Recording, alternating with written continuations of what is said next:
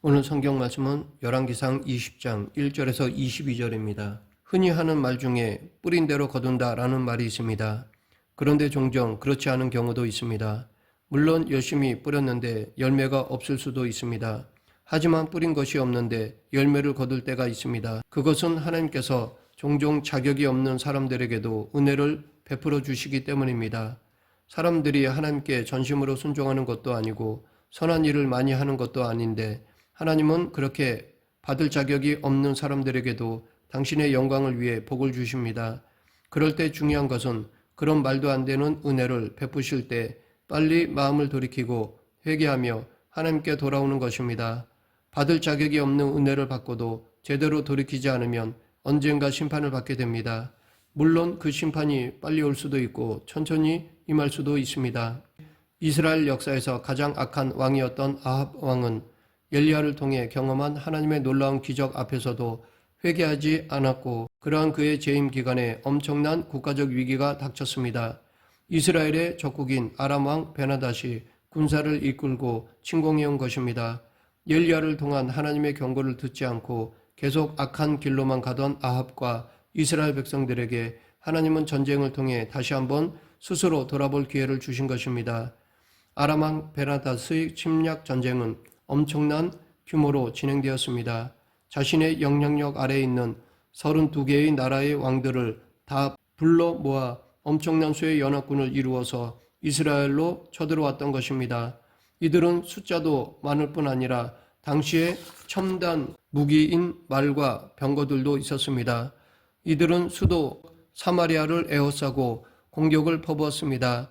이 상황 속에서 베나닷은 사자를 보내어 아합 왕을 협박하였습니다. 아합은 베나닷의 엄청난 대군의 공격 앞에서 극도의 공포를 느끼며 베나닷의 사자들이 와서 전한 오만한 말에 꼼짝 못하고 고개를 숙였습니다.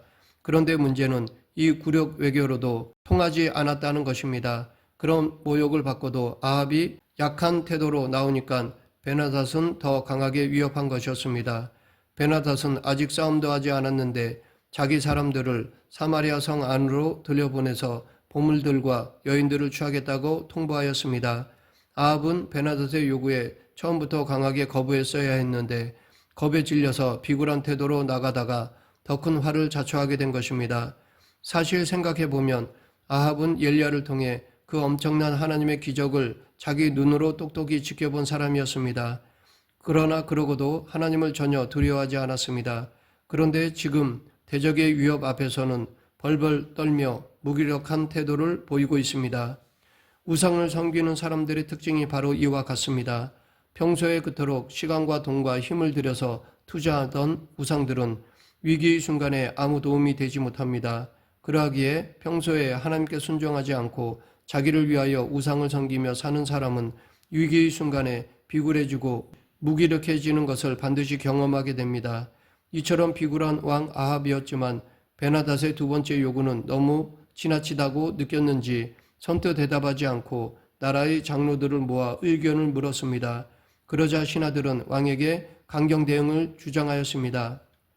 이에 용기를 얻은 아합은 사람을 보내어 베나닷의 두 번째 요구를 거절하였습니다. 그런데 그 거절하는 데 있어서도 아주 비굴하였는데 아합은 베나닷을 가리켜 내주 왕이라고 부르고 자기는 종이라고 비하하였습니다. 이것은 겸손이 아닙니다. 하나님의 자녀로서 가져서는 안 되는 비참한 열등감일 뿐입니다. 이때 아합의 대답을 들은 베나닷은 공격해서 진멸해 버리겠다고 또 위협하였습니다. 이 베나닷의 위협에 대해 아합은 마지막 자존심이 상했는지 길고 짧은 것은 대봐야 한다는 뜻으로 전쟁 붙어보기 전에는 아무도 승패를 장담할 수 없으니 전쟁을 하기도 전에 큰 소리 치지 말라고 하였던 것입니다. 쥐도 구석에 물리면 고양이를 문다고 아합이 의외로 강하게 나오니까 베나닷은 연합군에게 공격을 하도록 명하였습니다. 사마리아 성 앞으로 몰려와 총공격 태세를 갖추는 적의 대군을 보면서 이스라엘은 두려움에 사로잡혔을 것입니다. 그런데 이때 하나님은 한 선지자를 보내셨습니다. 하나님은 엄청난 적의 공격 앞에 두려워하는 이스라엘에게 승리의 약속을 주셨습니다. 그런데 이 점이 아주 의아합니다. 하나님을 믿지도 않고 우상 숭배에 빠진 아합과 이스라엘 백성들에게 하나님은 왜 이런 승리의 약속을 주셨을까요? 그것은 하나님께서 우상 숭배에 빠진 아합과 이스라엘 백성들이 이 기회를 통해 당신만이 참 신임을 깨닫게 하고자 함이었습니다. 엘리야를 통해 분명히 보여주셨음에도 회개하지 않는 자들에게 또 한 번 기회를 주시는 것이었습니다. 하나님은 종종 채찍과 징계를 통해서 우리가 깨닫도록 해 주시지만 뜻하지 않은 복과 성공을 통해서도 깨달음을 주실 때가 있습니다. 그러하기에 내 능력보다 더 큰 성공을 맛볼 때, 내가 노력한 것 이상의 열매를 거둘 때 자만하거나 착각하지 말아야 합니다. 그때는 하나님께로 겸손히 돌아올 때입니다. 아합은 뜻밖의 말씀을 듣고 선지자에게 하나님의 전략이 뭔지를 물었습니다. 그런데 선지자는 각 지방 고관의 청년들로 하리라 하셨나이다 라고 대답하였습니다.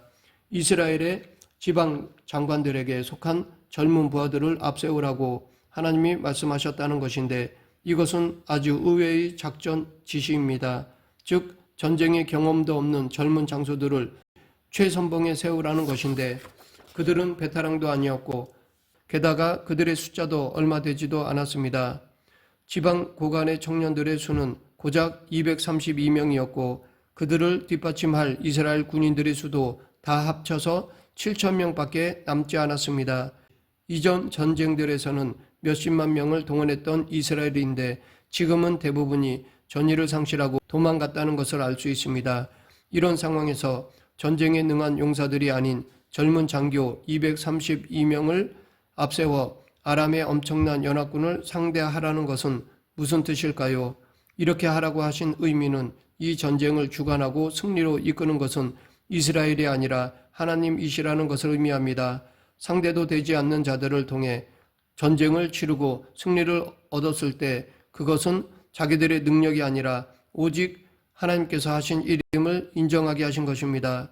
정오의 이스라엘군은 선지자의 말에 따라 청년 장교들을 앞세워 공격을 시작하였습니다. 그런데 이때 베나닷은 장막에서 다른 32명의 왕들과 같이 먹고 마시며 취한 상태였습니다. 오늘 본문 12절에서도 아합에게 공격하겠다는 말을 전해놓고 기다리면서 술을 마시고 있었는데 이때도 또 술을 마시고 취한 상태였다는 것입니다. 그러니 이들이 얼마나 이스라엘 군대를 깔보고 있었는지를 알 수 있습니다. 또 얼마나 방심하고 있었는지를 알 수 있습니다. 결국 이렇게 방심하다가 패배한 것이었습니다. 이스라엘 선봉군이 겨우 200여 명에 불과한 젊은이들이라는 것을 보고받은 베나닷은 설마 겨우 그 숫자로 자기의 엄청난 대군을 상대하러 오는 것이 아닐 것이라고 생각하였던 것입니다. 아마도 화친을 청하러 오는 사절단이 아닌가 생각했나 봅니다. 잠언에서 계속 반복해서 나오는 말씀 중에 하나가 교만은 패망의 선봉이라는 말씀인데 이 말씀대로 베나닷의 교만이 패배의 원인이 된 것입니다. 하나님께서 함께 하시는 적은 수의 이스라엘 군이 공격을 개시하자 그 엄청난 아람 대군이 정신을 못 차리고 무너지기 시작하였습니다. 결국 이 전쟁에서 수많은 군사들을 잃은 베나닷은 간신히 목숨을 구하여 도망하였습니다. 이렇게 아람의 첫 번째 침략 전쟁에서 이스라엘이 큰 승리를 거두었습니다. 하지만 아직 안심할 수 있는 상황은 아니었습니다. 이스라엘 군대를 깔보고 나왔다가 뜻하지 않은 패배를 당하기는 했어도 아람 왕 베나닷의 힘은 아직 강했습니다. 그래서 의외의 승리로 기쁨에 취해 있는 아합에게 선지자가 다시 말씀을 전하였는데 적군이 다시 쳐들어올 시기까지 정확히 알려주면서 아람의 2차 공격을 준비하라고 하였습니다. 우리에게 방심은 금물입니다. 한 번의 성공에 도취해서 안주하면 큰일 납니다. 그러하기에 우리는 어떤 영적인 체험을 하고 난 직후를 조심해야 합니다. 안 그러면 오히려 영적 공격을 받게 됩니다. 강력한 여리고성을 무너뜨린 여호수아 군대가 바로 다음에 훨씬 약한 아이성 싸움에서는 패배를 당한 것만 봐도 알 수 있습니다. 선지자가 전해준 말씀 그대로 어이없는 패배를 당한 베나닷은 다시 독한 마음을 품고 2차 침공을 준비하였습니다. 객관적인 전력에서 질 수가 없는 전쟁을 졌기 때문에 그들도 자신의 패배가 이스라엘의 하나님 때문이었다는 것을 깨달았습니다. 그런데 이들이 하나님의 존재를 깨달은 것까지는 좋았지만 자기들의 수준에서 하나님을 멋대로 해석하였습니다. 당시 사람들이 섬기던 신들은 각자 자기 전문 분야가 있었고 각각 그 지역이 따로 있었습니다. 그래서 베나닷의 신하들은 이스라엘의 하나님도 그런 수준으로 생각한 것입니다. 이스라엘의 신이 사마리아와 같은 고산지대에서는 강하지만 평지에서는 위력을 발휘하지 못할 것이라고 생각했던 것입니다. 이것은 전지전능하신 하나님의 능력을 전혀 알지 못하는 영적 무지의 결과였습니다. 그래서 그들은 잃어버린 군대를 재정비하고 말과 병거를 다시 준비하여 평지에서 전쟁을 준비하였습니다. 마침내 한 해가 지나고 아람 왕의 대군이 두 번째로 쳐들어왔습니다. 이번에는 평야인 아벡에서 양쪽의 군대가 맞붙게 되었습니다. 이번에도 또다시 이스라엘군은 수적으로 절대 열세였는데 하나님은 다시 한번 당신의 능력을 보여주셨습니다. 그로 인해 서로 대치한 지 7일째에 벌어진 전투에서 이스라엘군은 큰 승리를 거두었습니다. 이스라엘군이 하루에 아람 군인 10만 명을 죽이는 엄청난 전과를 올렸고 게다가 아벡으로 도주하다 성벽이 무너져 깔려 죽은 아람 군이 2만 7천 명이나 되었습니다. 그러니까 도합 약 13만 명의 아람 군대가 괴멸된 것입니다. 하루에 13만 명이 죽었다는 것은 특히 요즘처럼 미사일이나 대포나 총이 없는데 그렇게 많은 수가 죽었다는 것은 엄청난 일입니다. 이 전쟁으로 인하여 이스라엘 하나님은 아람이 생각하는 것처럼 산의 10만이 아니라 언제 어디서나 만물을 다스리시는 전능하신 하나님이심이 드러났습니다. 무참한 패배로 인하여 아람 군대는 완전히 전의를 상실했습니다. 다급해진 베나닷의 참모들은 굵은 배로 허리를 묶고 테두리를 머리에 이고 비굴한 모습으로 아합 왕 앞에 찾아와 엎드렸습니다. 당시 굵은 배와 테두리는 참회와 애통을 나타내는 표시로 상대방의 자비를 구하는 행동이었습니다. 이것은 전쟁에서 패했을 때 완전히 항복한다는 표시로 승리자로부터 최고의 관대한 처분을 얻고자 하는 행동이었습니다. 바로 얼마 전에는 너희 재산과 여인들은 다 내 것이라고 오만방자하게 굴던 모습과는 정반대의 모습을 보여줍니다. 이것이 세상 권력의 실체입니다. 힘이 있으면 하늘 높은 줄 모르게 오만하고 힘을 잃으면 이렇게 비굴해집니다. 그러면서도 또 틈을 노립니다. 그러하기에 이런 행동은 전혀 믿을 것이 못됩니다. 그런데 문제는 어리석은 아합이 이들의 비굴한 연극에 속아 넘어갔다는 사실입니다.